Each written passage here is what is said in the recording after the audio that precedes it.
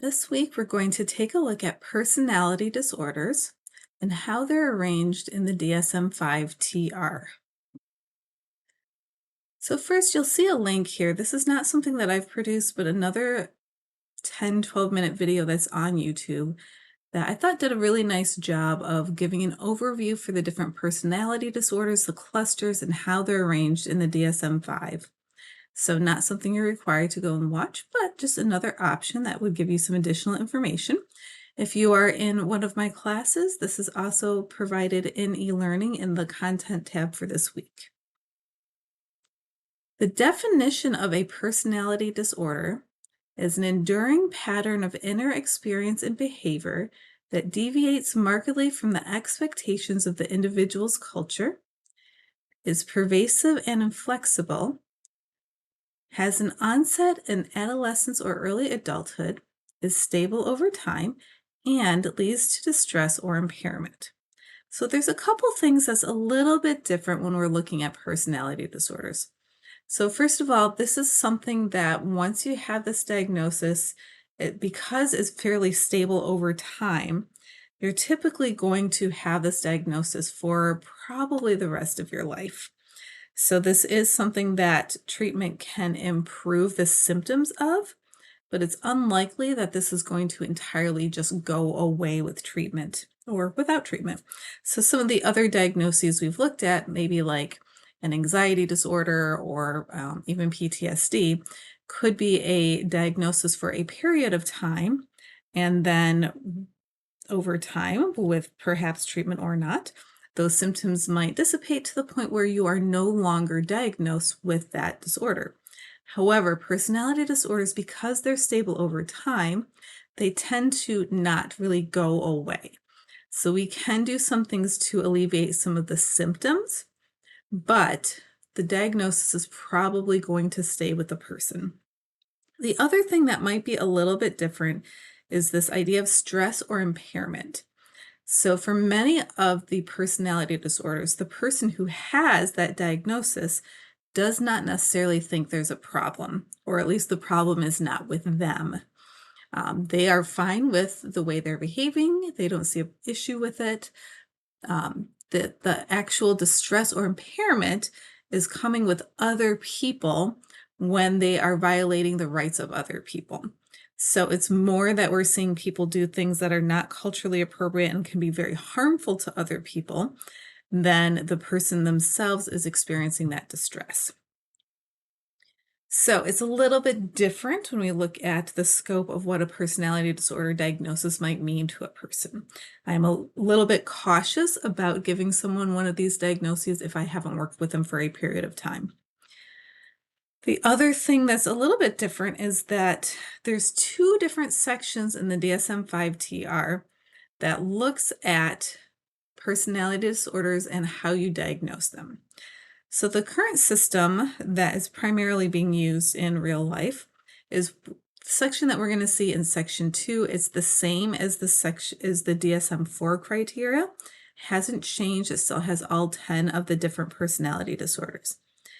Section 3 is a proposed model that, as far as I know, actually isn't being utilized by anyone, but it's working a little bit differently, looking more at the different traits instead of the different criteria for each individual diagnosis.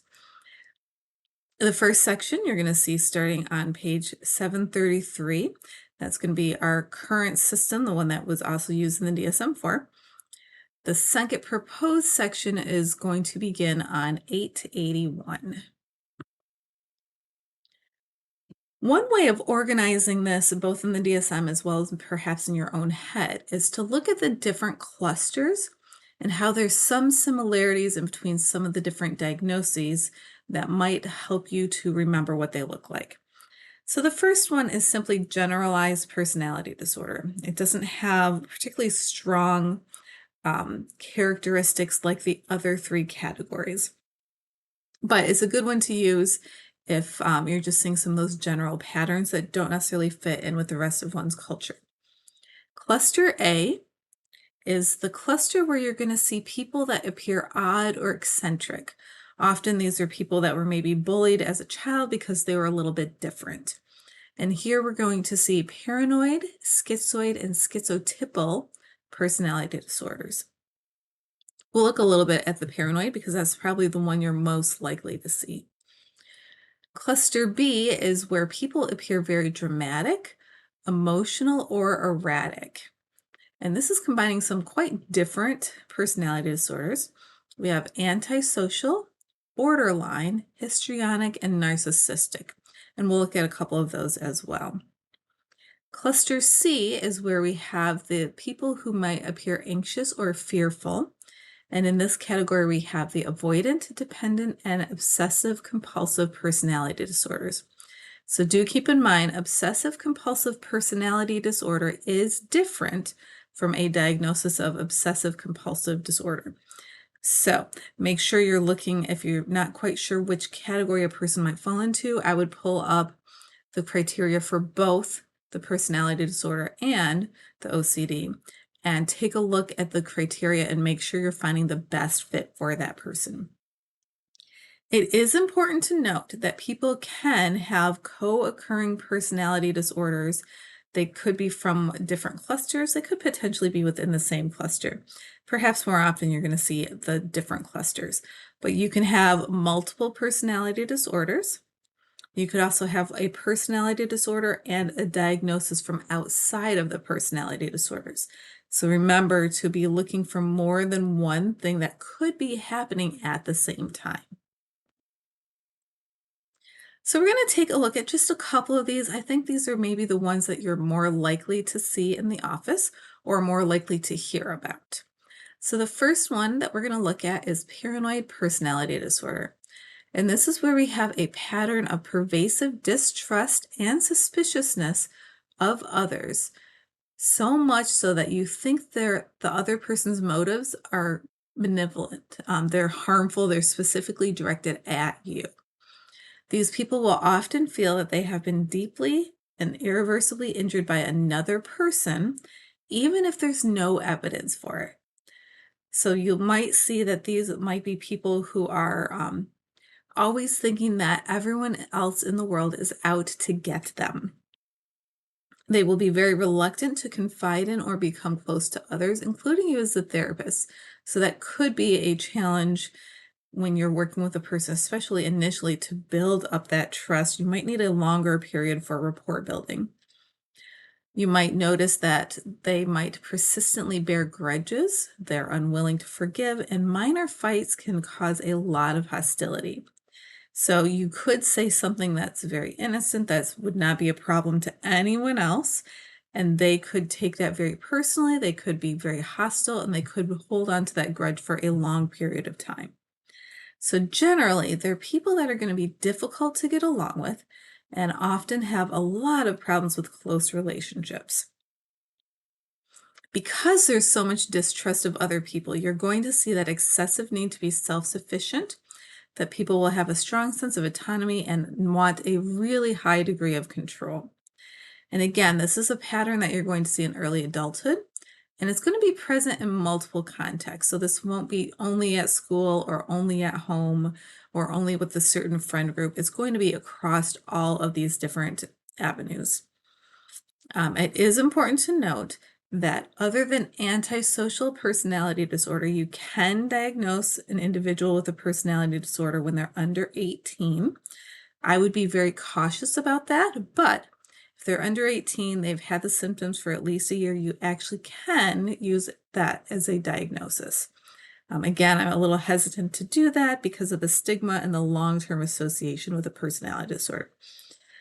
But it is something that you can do. Prevalence on this is a little bit higher than some of the others, around 2.3 to 4.4. Again, depending on studies, we're going to see a variety of that percentage. You probably won't see many people with the paranoid personality disorder come into your office involuntarily. Again, because they're very suspicious, they want a lot of control by themselves. They're probably not going to be coming to therapy voluntarily.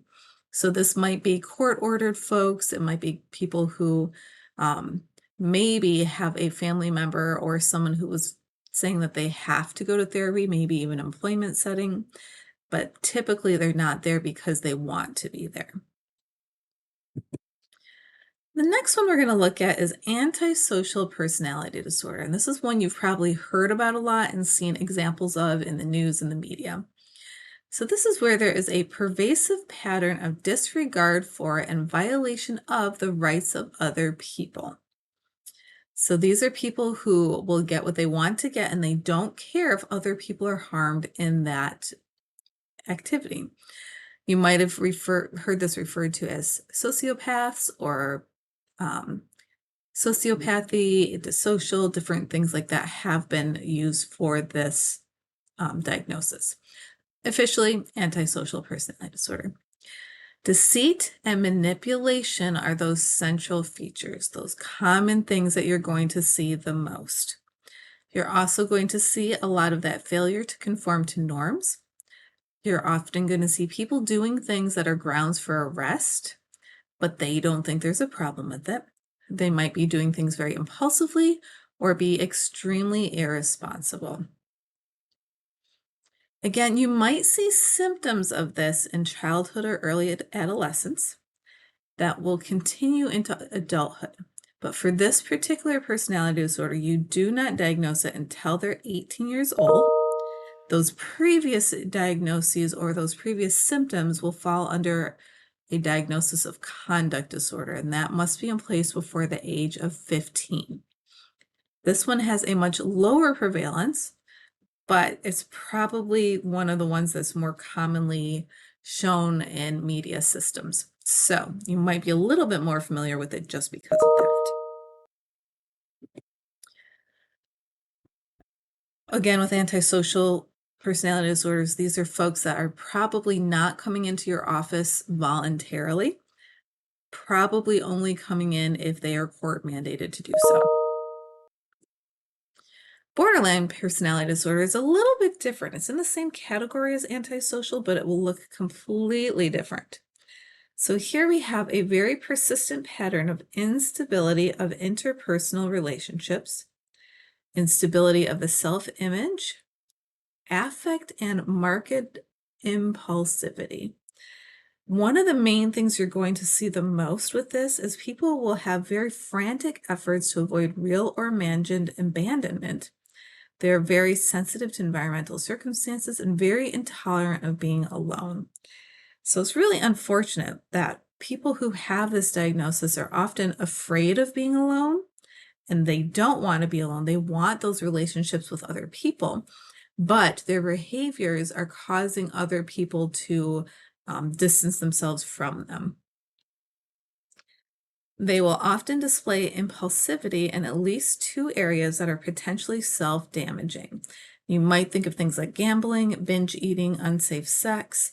The one that I think of the most is self-harming behaviors. So it's very common that you will see people having self-harming, maybe cutting or something like that. And it's actually fairly common that there will be a level of suicidal ideation that might bring them into the hospital over and over again. So if I see people who are adults that are having self-harming behaviors, this is one of the first things that I like to rule out. Or if I see people who have gone to the hospital a lot with that suicidal ideation or plan, then I will also look at this. Those are two of the things that to me might be kind of a red flag of this might be what's happening.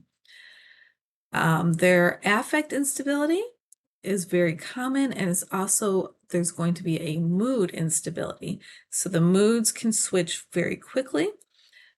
People with this diagnosis tend to be kind of black and white thinkers. So you are going to be their best friend until you do one thing that they don't like.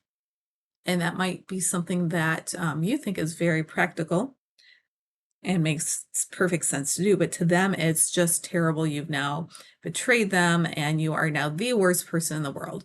So that black and white thinking that all good or all bad, that's very common with people with this diagnosis.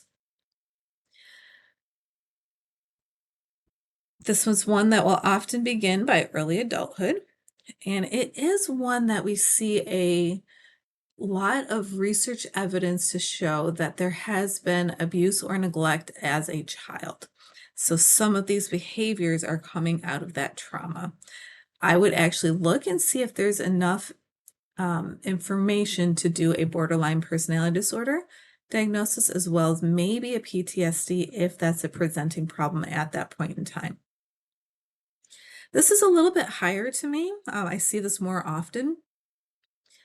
The prevalence that they're estimating is 1.6 to perhaps around 6%, but I feel like I hear about and see people with this diagnosis fairly often. And the one thing that's going to be probably the best cue to think that it might be a borderline personality disorder diagnosis is if they come to you and their story is something like, everyone in my life has done me wrong. My family didn't take care of me. My husband abandoned me. My lawyers wouldn't help me. I tried to get mental health support and they wouldn't help me either. And at first, it makes you feel like, oh, this poor person, I am going to come in and I'm going to finally be the one that helps them sort all this out. But when you start spending more time with them, you're going to find out why all of those things happen. So maybe not so much with the parents in the childhood, but maybe their partner separated from them because they could not handle um, maybe their impulsivity and their changes in mood. Their lawyers abandoned them because they never provided the down payment that was required by that law firm. The mental health agency abandoned them because that person came in for their first session and then no-showed for the next 5 sessions. A month later, the case was closed because that's what we have to do. And then the person says, oh, this agency never helped me like they said they would. So you'll see those patterns, but at first they're going to suck you in and make you want to do all the things, probably go above and beyond what you usually do to try to help them. So be careful about that. And then the last one we're going to talk about for today is dependent personality disorder. So this is from our last cluster, cluster C. This is where there's a pervasive and excessive need to be taken care of that leads to submissive and clinging behaviors and fears of separation. So these people will have very specific behaviors that are designed to elicit caregiving, and they come out of that belief that they are not able to function adequately by themselves, that they need the help of other people. So some of the things that you're going to see is they will probably not disagree with other people, or they'll have a very difficult time doing that. They won't be able to initiate projects very easily because they don't believe that they can do that without other people's help. So if you say, go put in 3 job applications this week, a person without this diagnosis might go online, knock out 3, and they're done. This person will say, I'm not adequate, I'm not good enough to be able to do this without help. I can't start this until someone can sit down and help me. You're going to see a lot of pessimism, a lot of self-doubt, people not believing they have any abilities or any assets. And again, this is going to begin in early adulthood, and it's going to be present in a lot of different contexts. So sometimes they are people who might want to just stay at home and not really do much, or they might be doing a lot of small tasks around the house, but requiring the other person to take care of them. You'll most often see this not from them coming in themselves, but that partner. So whether it's a parent-child or it's a spousal partnership kind of arrangement, the other person might be frustrated and want them to get some support, and that might be what brings them into the office, not so much them doing it themselves. And because they are not good at initiating projects, they have a lot of fears of separation, they don't think that they're good enough, they're not even going to come to therapy on their own. So those are the 4 that we're going to take a look at today. The only other thing I wanted to look at briefly is our section 3, our proposed model, our alternative model for personality disorders. So this is a new approach that aims to address the shortcomings of our current approach. Unfortunately, it wasn't ironed out enough in time for the DSM-5, so we're still using the old system. There has been a belief that specified or unspecified personality disorder is often the best diagnosis because people might not have those very specific patterns of symptoms that correspond with only one personality disorder. So, like we said earlier, people might have more than one personality disorder, um, and people are saying that this is a problem, that people should not have two different personality disorders. So, in this alternative model, we're looking at impairments in personality functioning and pathological personality traits. So, we're going to be looking at a chart and looking at the level of functioning, the level of specific traits. There's only 6 diagnoses that stayed with this section. So, we've gotten rid of a couple of them, but the ones that stayed with this model is antisocial, avoidant, borderline, narcissistic, obsessive compulsive, and schizotypal. There's also a diagnosis of personality disorder trait specified that can be made when the whole personality disorder is considered present, but we don't have enough criteria for any specific disorder. So you can take a look at the table that's in the DSM-5 for that list of definitions and how the trait domains and facets fit together. Again, this is not currently being used anywhere to my knowledge, but I like people to be aware of it just in case it comes up in the future. So that is the end of our discussion. Thank you for joining us, and feel free to join us for another one of these videos.